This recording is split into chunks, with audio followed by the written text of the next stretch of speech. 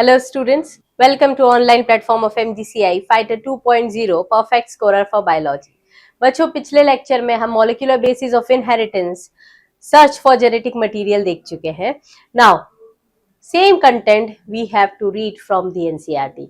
अभी तक हमने समझा है और अब लाइन टू लाइन एनसीईआरटी हम देखेंगे कि जो कंटेंट हम समझ चुके हैं उसे एनसीईआरटी ने कैसे वर्ड्स में एक्सप्लेन किया है।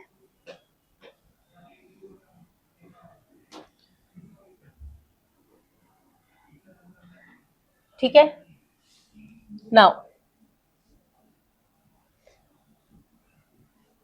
About the search for genetic material. Last lecture में हमने एनसीईआरटी रीड की थी और बिफोर द ट्रांसफॉर्मिंग प्रिंसिपल हमने कंप्लीट किया था। ठीक है, now we need to start with transforming principle. देखिए, search for genetic material. Even though the discovery of nuclein by Mesher and the proposition for principles of inheritance by Mendel were almost at the same time, but that the DNA act as genetic material took long to be discovered and to be proven. By 1926, देखो हमने बात की थी कल पिछले lecture में कि एक क्यूरियोसिटी थी कुछ कि ऐसा कुछ है जो एक जनरेशन से दूसरे में पास ऑन होता है। So the quest to determine the mechanism for genetic inheritance. Now इसके बाद ट्रांसफॉर्मिंग प्रिंसिपल कब आया, ये इंपॉर्टेंट है। देखिए, now this Mendel and Sutton, Hunt, Morgan and numerous other scientists had narrowed the search to chromosomes. पहले earlier attempts में chromosomes के बारे में इतना डिस्कवर नहीं किया गया था because due to technical limitations, पर बाद में समय के साथ साथ एडवांसमेंट इन टेक्नोलॉजी हुई और क्रोमोसोम्स को देखा गया। Now, transforming principle. In 1928, Frederick Griffith, in a series of experiment with Streptococcus pneumoniae, हमने बात करी है Streptococcus pneumoniae experimental material था इनका, witnessed a miraculous transformation in the bacteria. During the course of this experiment, a living organism bacteria had changed its physical form. इन्होंने ये देखा कि इस बैक्टीरिया का फिजिकल फॉर्म बदल चुका है। When Streptococcus pneumoniae bacteria are grown on a culture plate, some produce smooth, shiny colonies, while the other produce rough colonies. This is because the strain bacteria have a mucus coat. देखो polysaccharide बोला जाए या mucus बोला जाए, one and the same thing. While our strain does not have this coat, our strain में ये coat नहीं है. Mice infected with the S strain virulent die from pneumonia infection, but mice infected with R strain do not develop pneumonia. आई बात समझ में? Now next, S strain जब inject किया आपने माइस में, सो माइस डाइड, माइस मर चुका था। आर स्ट्रेन जब इंजेक्ट किया, अरे आर में तो पैथोजेनिसिटी प्रॉपर्टी ही नहीं है, कैप्सूल नहीं है, सो चूहा जिंदा रहा, mice alive. Next, Griffith was able to kill the bacteria by heating them.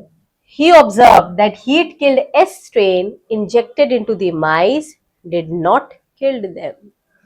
S strain जैसे ही आपने इंजेक्ट करा, हीट किल्ड, माइस जिंदा रहा, बट जब S strain heat killed plus live strain inject किया तो चूहा मर गया।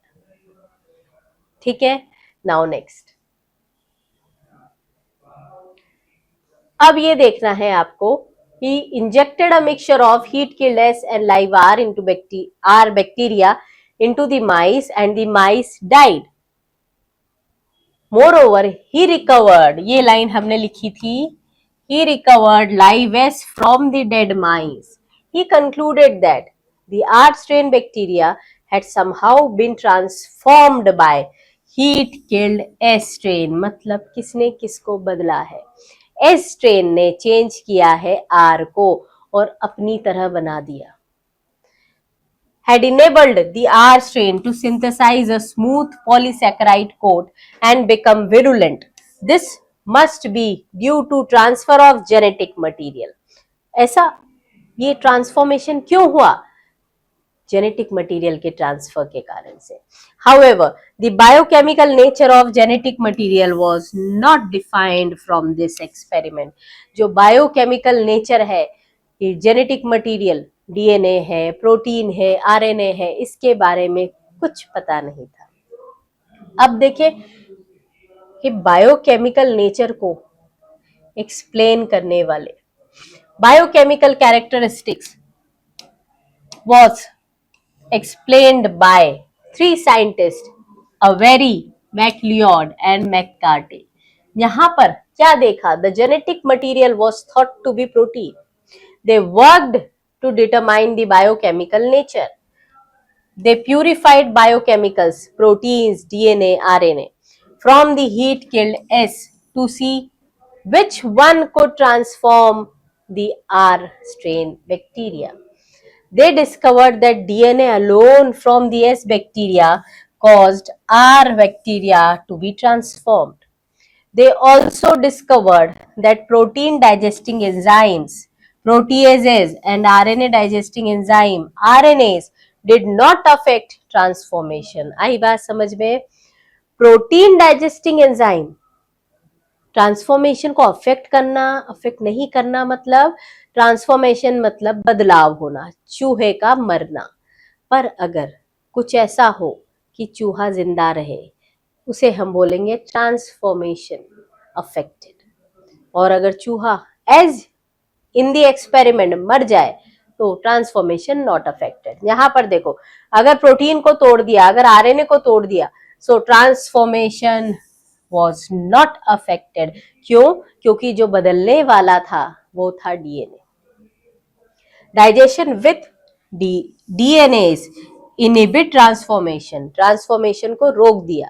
Suggesting that DNA cause the transformation, ये बता दिया कि ट्रांसफॉर्मेशन कौन कराता है? DNA. They concluded that DNA is the hereditary material, but this was not supported by all the biologists. यहाँ एक क्वेश्चन पूछा गया है, डीएनएज एंड डीएनएज, इसमें से ये है बहुत सारे DNA, that is plural, and this is enzyme.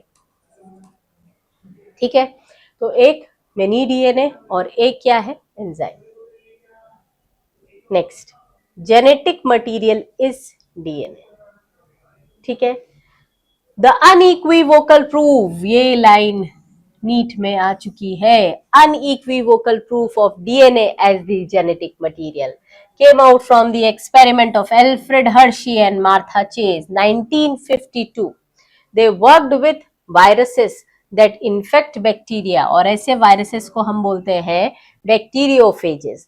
The bacteriophages attach to the bacteria and genetic material enters in the bacterial cell. The bacterial cell treats the viral genetic material as if it was its own and subsequently manufactures more virus particle, और एक factory की तरह बहुत सारे virus particles बनते जाते हैं. Hershey and Chase worked to discover whether it was protein or DNA from the virus. तो confusion sites at, कहां पर था confusion? प्रोटीन है जेनेटिक मटेरियल या फिर DNA.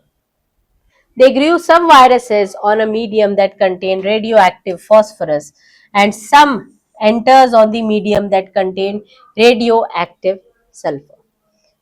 Viruses growing in the presence of radioactive phosphorus contain radioactive DNA, क्योंकि हम जानते हैं phosphorus make the genetic material, but not the radioactive protein because DNA contains phosphorus. Similarly, viruses grown on radioactive sulfur contain radioactive protein, but radioactive DNA होगा क्या? अगर आपने sulphur radioactive लिया तो बिल्कुल नहीं. सो सल्फर कहाँ क्या बनाता है? प्रोटीन बनाता है, इसीलिए प्रोटीन रेडियोएक्टिव होगा. नाउ आगे देखिए,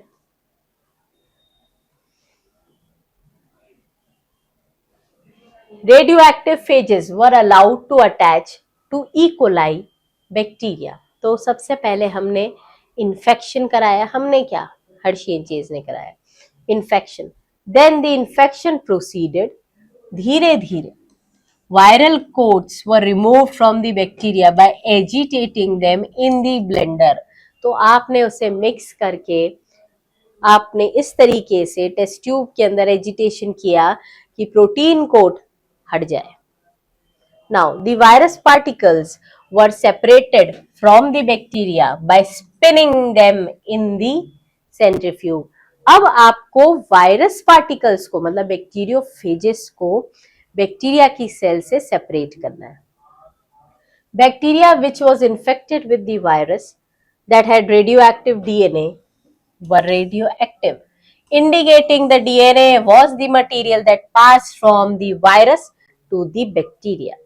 Bacteria that were infected with virus that had radioactive proteins were not radioactive. This indicates that protein did not enter from the viruses. मतलब यहाँ पर जब रेडियोएक्टिव सल्फर लिया, जब रेडियोएक्टिव फॉस्फोरस लिया, दोनों केसेस में हमने रिजल्ट को एनालाइज किया. रेडियोएक्टिव सल्फर लेने पर प्रोटीन रेडियोएक्टिव हुआ और रेडियो एक्टिविटी बैक्टीरियल सेल्स में नहीं पहुंच पाई. इससे ये समझ में आया कि protein did not enter the bacterial cell. जब आपने फॉस्फोरस रेडियो एक्टिव लिया था उस कंडीशन में बैक्टीरियल सेल्स के अंदर रेडियो एक्टिविटी पहुंच गई. कैसे? Because phosphorus form the DNA.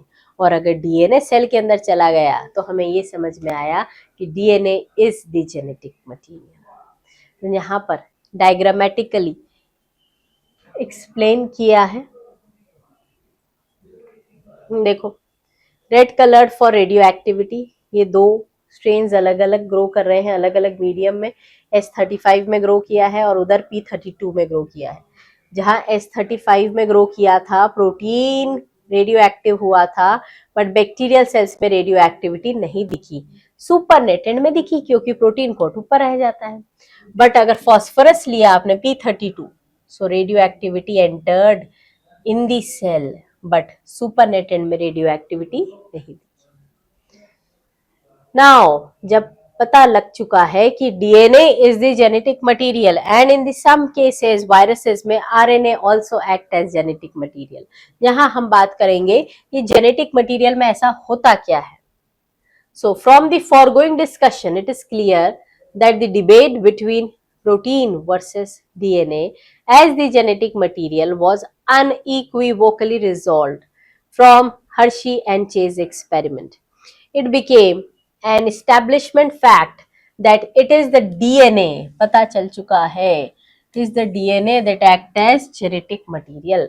However, it subsequently became clear that in some viruses RNA is the genetic material. ये पता चला कुछ वायरसेस में जैसे TMV, QB बैक्टीरियोफेजेस में RNA भी जेनेटिक मटेरियल होता है.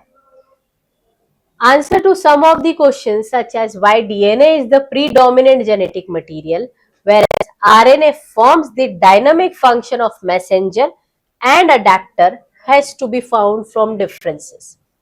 यहाँ पर सबसे पहले तो हम ये देखें कि एक जेनेटिक मटेरियल में क्या प्रॉपर्टीज होना चाहिए और फिर हम देखेंगे डीएनए और आरएनए में डिफरेंसेस. क्लियर?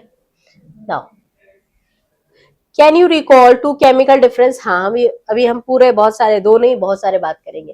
पहले हम ये देख ले, a molecule that can act as genetic material must fulfil the following criteria. कुछ ऐसे स्पेसिफिक क्राइटेरिया होते हैं जिसे फुलफिल करना पड़ेगा तभी आप उस मॉलिक्यूल को जेनेटिक मटेरियल बोल सकते हैं. It should be able to generate its replica, अपना रेप्लिका जनरेट करे, रेप्लिकेशन दिखाए. Second, it should be stable chemically and structurally. Structural मतलब स्ट्रक्चर वाइज स्टेबल होना चाहिए, बहुत आसानी से डिस्ट्रॉय नहीं होना चाहिए. केमिकली स्टेबल होना चाहिए. It should provide the scope for slow changes. Slow changes मतलब mutations required for the evolution. it should be able to express itself in the form of Mendelian characters. Genetics की शुरुआत कहाँ से हुई? Mendelian genetics से। अगर हम genetic material की उपाधि किसी को देना चाहते हैं, so it should have the property to inherit from one generation to another. Now, if one examines each requirement one by one, because of the rule of base pairing and complementarity, both the nucleic acids have the ability to direct their duplications. दोनों के पास ये ability है. Next, the other molecules in the living system such as protein fail to fulfill first criteria itself. मतलब replicate ही नहीं कर पाए. Genetic material should be stable enough not to change with the different stages of life. हमारा DNA life की stages के साथ बदलता नहीं है. Stability as one of the properties was evident in Griffith's transforming principle, which killed the bacteria, at least not destroyed some of the properties of genetic material.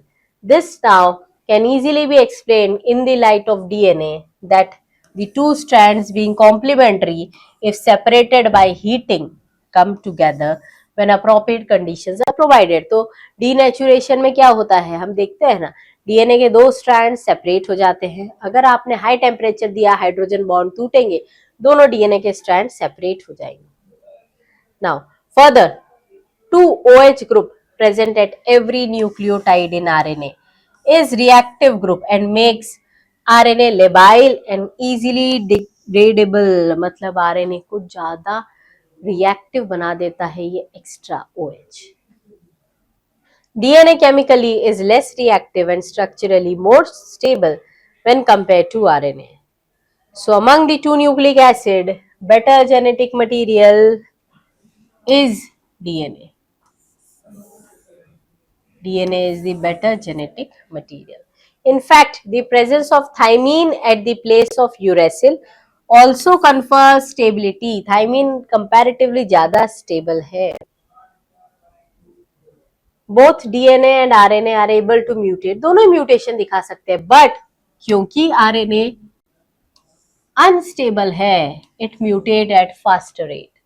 Consequently, viruses having RNA genome and having shorter lifespan mutate and evolve faster.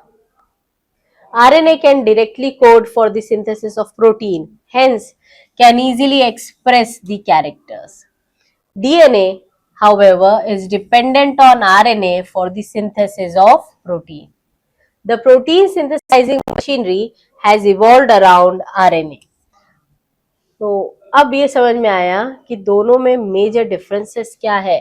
But DNA being more stable is preferred for storage. अगर हम चाहते हैं genetic material को store करना, so DNA is preferred.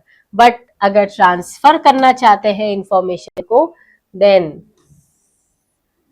RNA is better genetic material.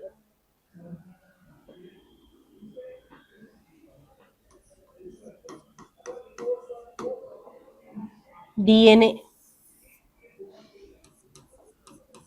RNA सबसे पहले इसमें होगी डीऑक्सी राइबोज शुगर. इसमें राइबोज शुगर. ठीक है. नेक्स्ट वन, ये मेनी केसेस में it is double stranded. Some exception 5 cross 174 में ये है सिंगल स्ट्रैंडेड. आरएनए की बात करें तो in many cases it is single stranded RNA, but double stranded भी हो सकता है रियो वायरसेस में, रोटा वायरसेस में. ठीक है.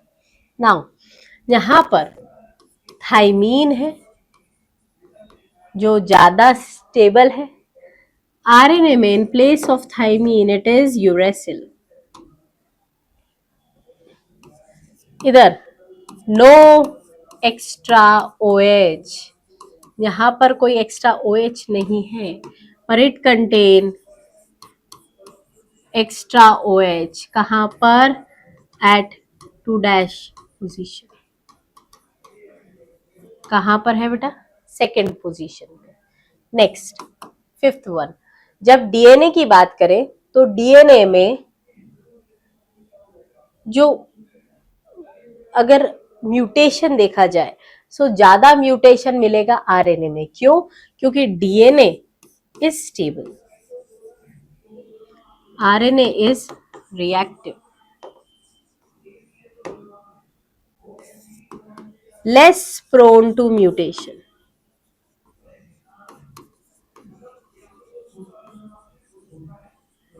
यहां पर more prone.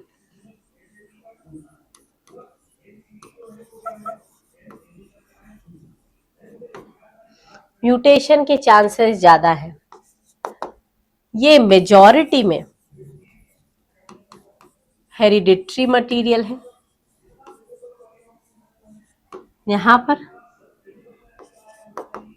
This is mainly involve in protein synthesis. ठीक है, मेनली ये प्रोटीन सिंथेसिस में इन्वॉल्व है।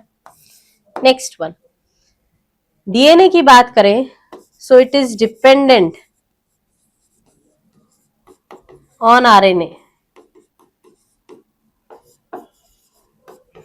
For protein. This is independent. अब अगर हम बात करें चारगाफ रूल की, सो चारगाफ रूल वैलिड है किसके लिए? डीएनए के लिए।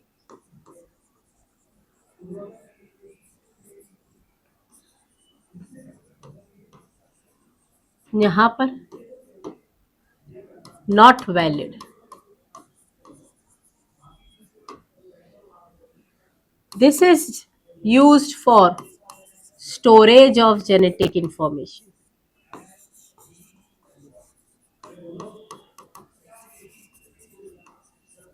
This is used for transmission of genetic information।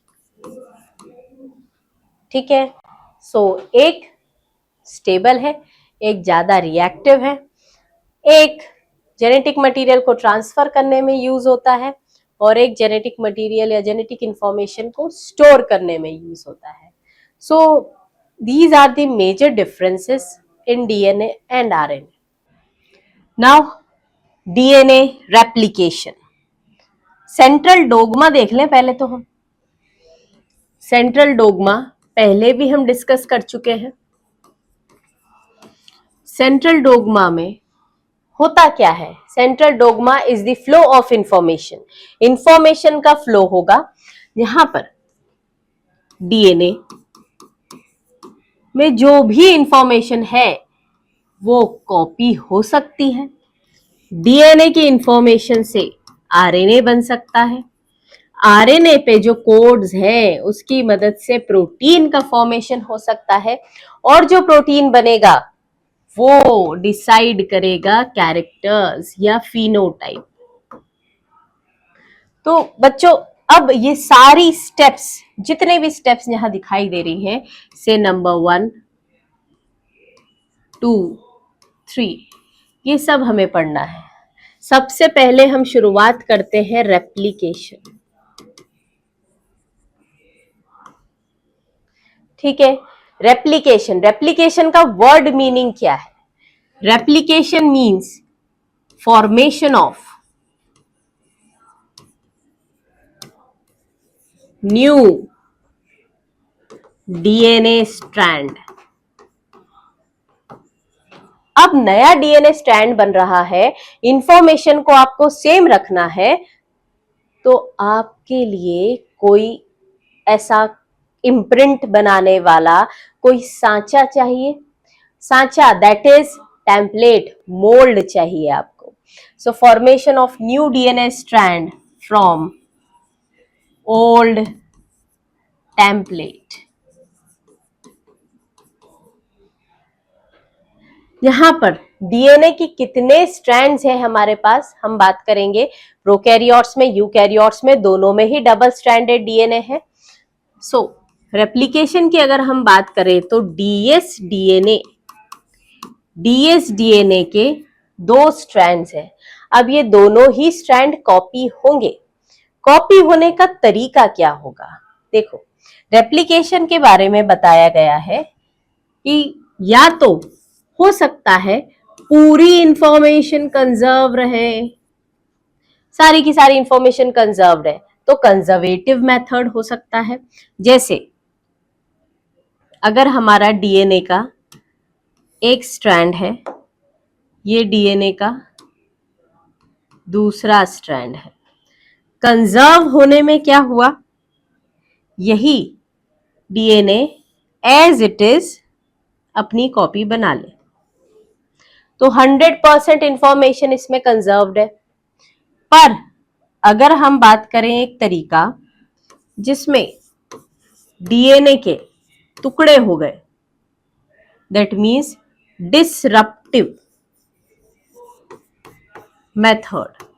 Disruptive method में क्या देखा, ऐसा, और अब इसके टुकड़े हो चुके हैं। अब ये टुकड़े अलग अलग, एक ये, एक मिडिल और एक ये बॉटम, सिमिलरली इसका दूसरा स्ट्रैंड, ऐसा। अब जो भी मैं डॉटेड लाइन से बनाऊंगी वो नया है, ये अब ये मिडिल है तो इसके ऊपर भी नया फॉर्मेशन, इधर भी नया फॉर्मेशन, इसके सिर्फ ऊपर नया फॉर्मेशन। देन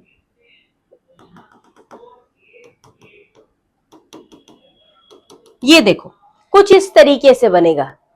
तो जो डीएनए रेप्लिकेशन होता है क्या ऐसे रेप्लिकेट होता है? नहीं। फिर साइंटिस्ट ने एक और तरीका अपनाया। हो सकता है डीएनए रेप्लिकेशन सेमी कंजर्वेटिव हो। अब सेमी कंजर्वेटिव में होता क्या है? देखो, सेमी कंजर्वेटिव 2 स्ट्रैंड्स है डीएनए के, ठीक है। अब ये 2 स्ट्रैंड्स सबसे पहले सेपरेट हो गए, ये ठीक है। अब इन दोनों स्ट्रैंड्स के सामने नया स्ट्रैंड बनेगा, इधर इसका कॉम्प्लीमेंट्री स्ट्रैंड बना, इधर भी इसका कॉम्प्लीमेंट्री स्ट्रैंड बना। अब मुझे बताओ कि इन दोनों में 50% इंफॉर्मेशन कंजर्व रही ना?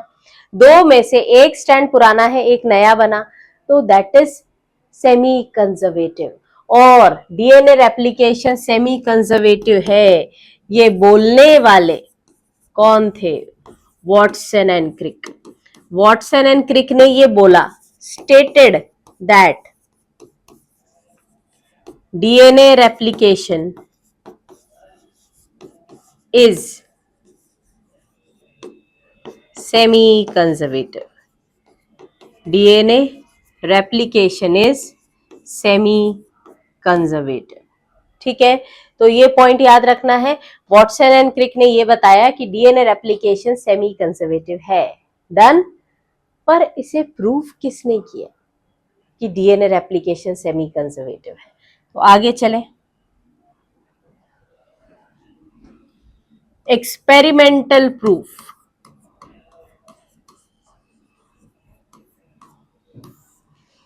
एक्सपेरिमेंटल प्रूफ किसका? DNA replication is semi conservative.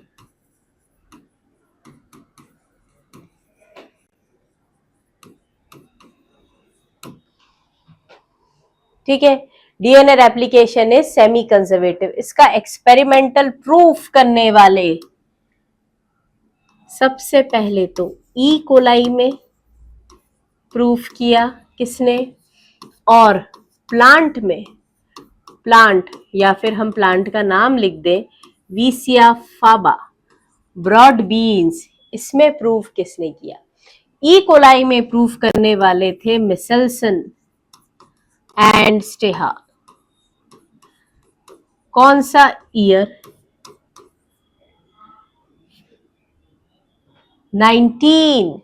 देखो यहाँ पर जब हम बात करते हैं मिचेल्सन एंड स्टाल एक्सपेरिमेंट की, तो मिचेल्सन एंड स्टाल एक्सपेरिमेंट हो या वीसिया फाबा में किया गया एक्सपेरिमेंट हो, दोनों का ईयर सेम है 1958। इधर भी 1958।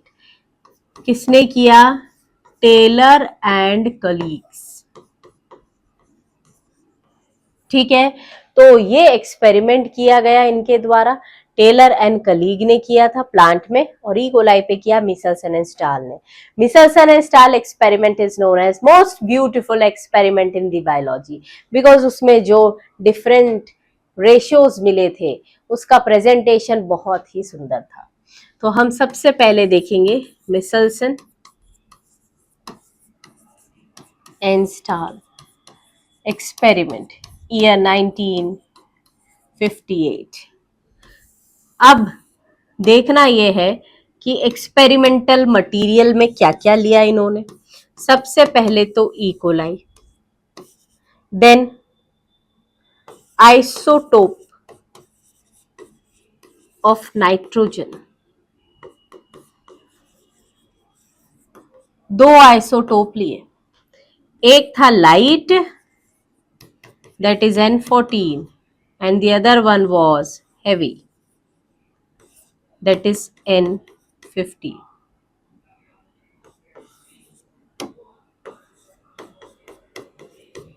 This is not radioactive. बच्चे अक्सर कंफ्यूज हो जाते हैं, ये N15 आइसोटोप है तो रेडियो एक्टिव होगा, बिल्कुल नहीं, this is not radio active isotope. Clear है? अब यहां पर इन्होंने एक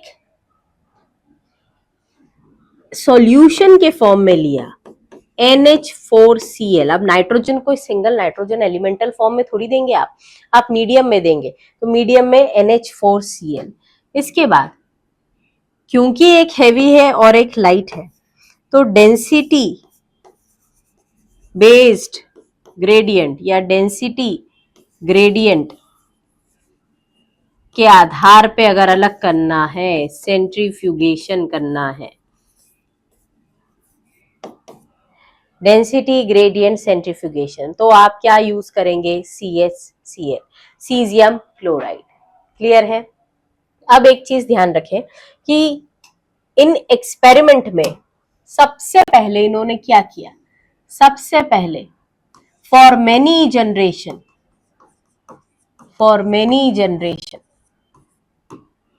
ई कोलाई ग्रोन इन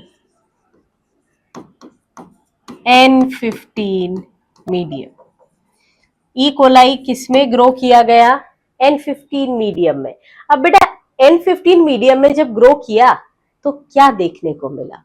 यहां पर देखो, से फॉर एग्जाम्पल ये ई कोलाई है, इस ई कोलाई का दो डीएनए के स्ट्रैंड हम बना लेते हैं। एक ये दोनों ही कैसे हैं? लाइट है, लाइट मतलब N14 कंटेनिंग है। अब इसे आपने बहुत सी जनरेशन तक कैसा मीडियम दिया? 15। तो जब एक बार N15 दिया होगा तो ये कुछ ऐसे सेपरेट हुए, इसके अलोंग बना 15-15। ठीक है, ये तो दोनों क्या कहलाएंगे? हाइब्रिड। ये क्या है? हाइब्रिड। अब इसके बाद फिर से दिया 15, तो ये 4। अब देखना इनकी कहानी क्या होगी। ये अलग, ये अलग, इसके बाद ये डिफरेंट, ये डिफरेंट। अब N15 है तो ये इसके सामने, ये इसके सामने, इसके सामने, इसके सामने। अब ये जो दो बने हैं बेटा, दीज आर हैवी। अब आपको क्या चुनना है? ऐसा ई कोलाई सिलेक्ट करना है जो हैवी स्ट्रैंड का हो। आई बात समझ में? तो हमने बहुत सारी जो ई कोलाई मिले थे उनमें से कौन सा चुना?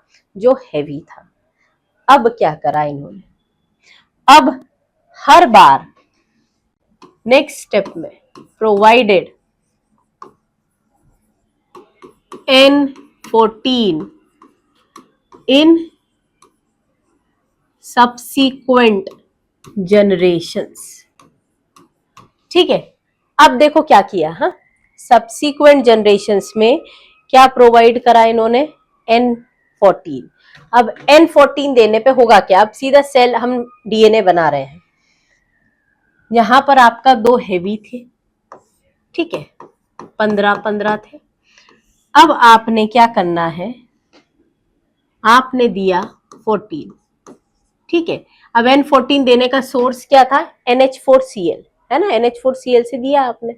नाउ अब ये दोनों सेपरेट हुए, ये कौन सी जनरेशन है, पहली जनरेशन, फर्स्ट जनरेशन, और एक जनरेशन का समय है बेटा 20 मिनट, 20 मिनट, ठीक। अब क्या होगा, ये अलग अलग हुआ, दिस सेपरेटेड, इसके बाद इसके अलोंग बन चुका है 14-14 हो गया, यहां पर फॉर्मेशन हो गया है 14-14 का। ये दोनों स्ट्रैंड आपको कैसे दिखाई दे रहे हैं, दीज आर हाइब्रिड। अब नीचे आपकी बुक टेस्ट ट्यूब बनाती है, से फॉर एग्जाम्पल अगर, क्योंकि सेंट्रीफ्यूगेशन में आप देखेंगे ना, तो अब ये टेस्ट ट्यूब्स में हम देखें तो जो हेवी था वो हेवी कहाँ मिला, नीचे की तरफ ऐसा सेटल डाउन होगा। अब ये कैसे है, हाइब्रिड, तो हाइब्रिड में बीच में कहीं पर ये डीएनए मिलेगा, ठीक है, this is hybrid, this is heavy. अब ये हाइब्रिड कितने मिले बेटा, 2 स्ट्रैंड्स। आपको एक डीएनए मॉलिक्यूल को एक स्ट्रैंड कंसीडर करना है ना। तो पहली जनरेशन के बाद आपको लाइट मिले क्या, नहीं, हेवी मिले क्या, नहीं, हाइब्रिड मिले। अब इसके बाद अगला देखिए, अब ये खुलेंगे, ये खुला, ये खुला, ठीक। अब इधर देखना, फिर से आपने क्या दिया, लाइट N14, ये सेकेंड जनरेशन हो गई, सेकेंड जनरेशन 40 मिनट्स, ठीक। यहां पर देखो, ये बन गया इधर, ये बन गया इधर। अब ये वाला जो लाइट लाइट थे, इनके सामने भी N14 अलाइन हो गए। अब इस जनरेशन में मुझे बताओ, आपको हेवी 0, हाइब्रिड 2 और लाइट भी कितने मिले, 2, ठीक है। अब अगर हम इसका टेस्ट ट्यूब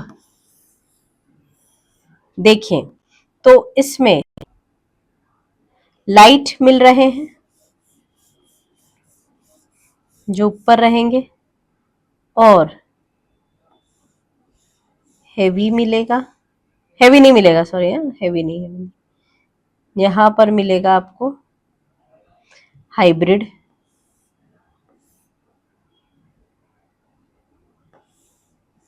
जो बीच में कहीं पर,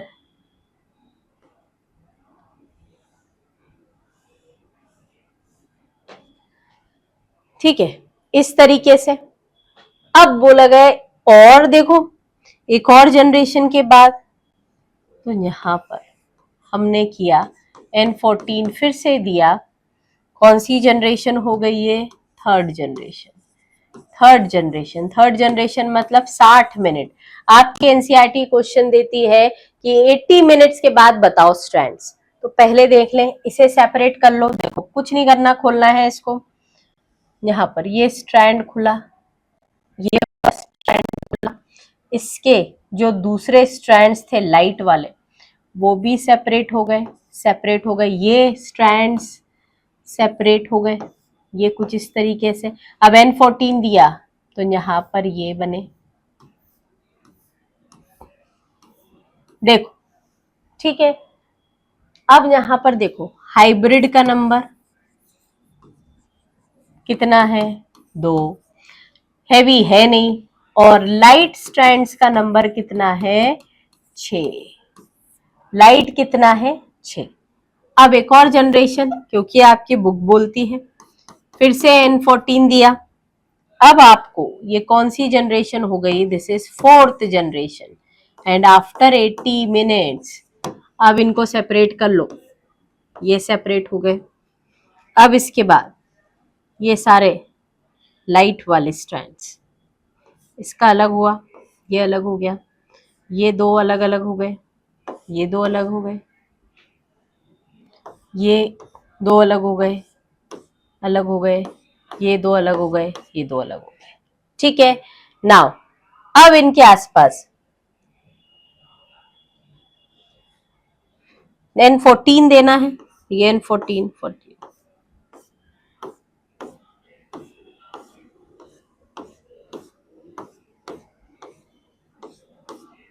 ठीक है, काउंट करो आप, हाइब्रिड का नंबर कितना है 2। अरे हाइब्रिड तो हमेशा कांस्टेंट रह रहा है, हर जनरेशन में 2 ही बन रहा है।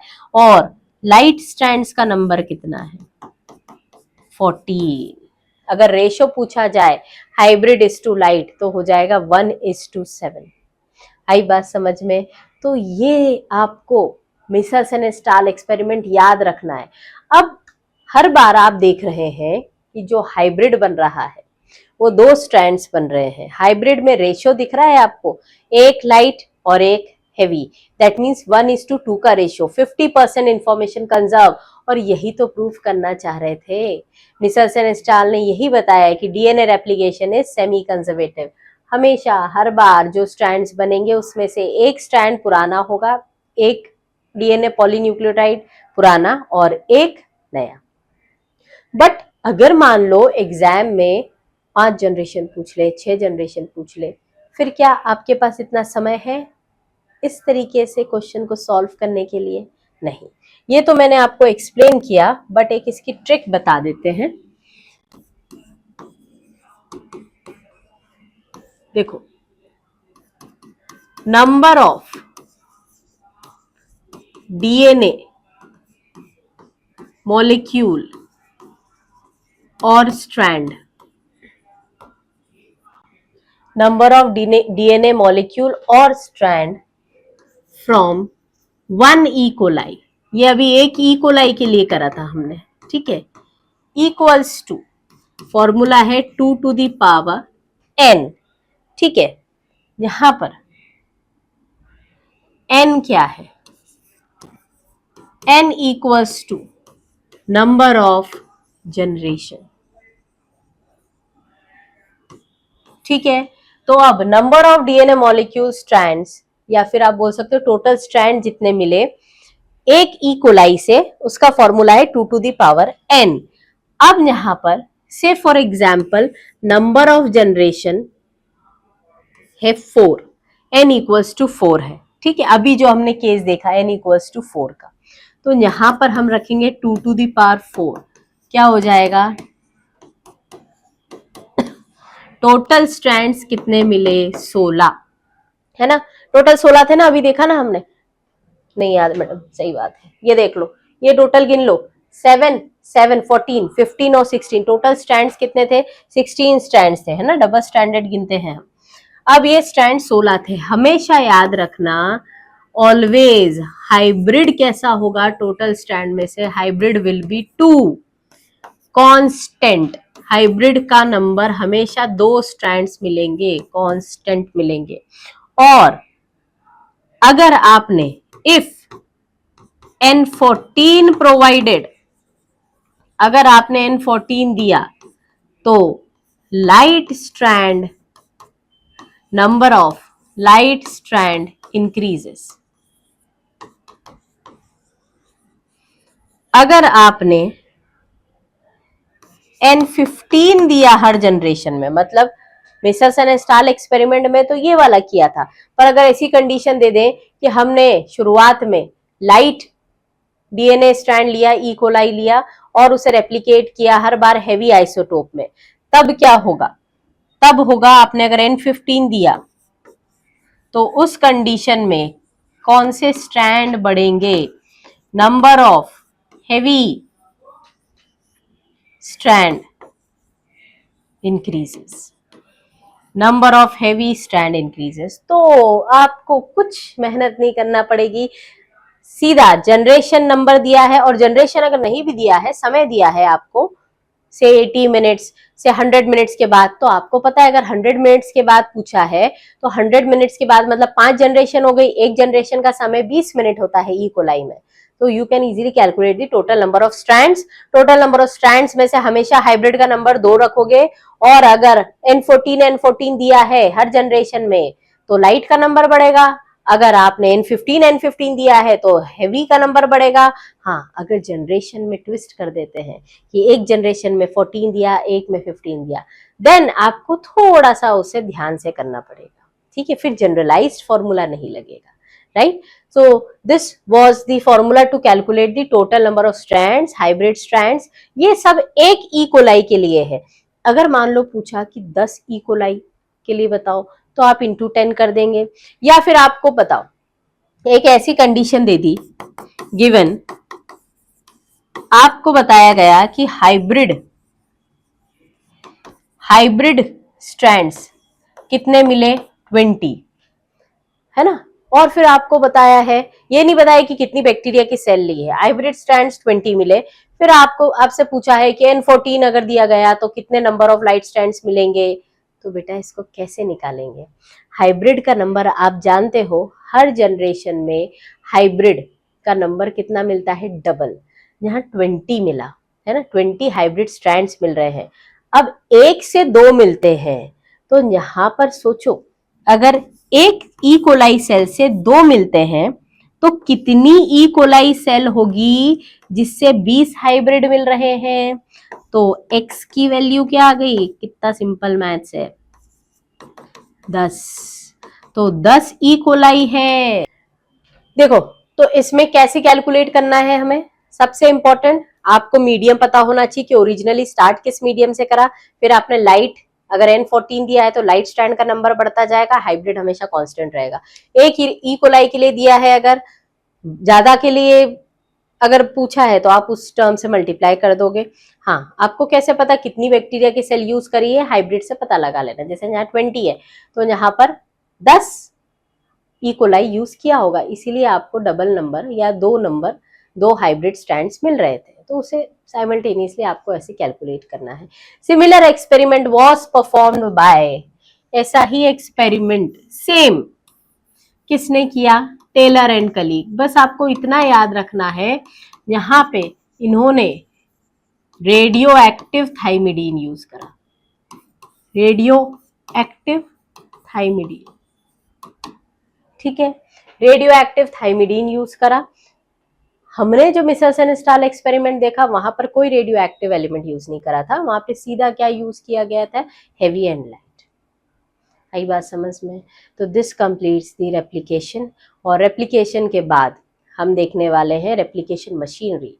इन the next lecture we will start with replication machinery. Thank you so much.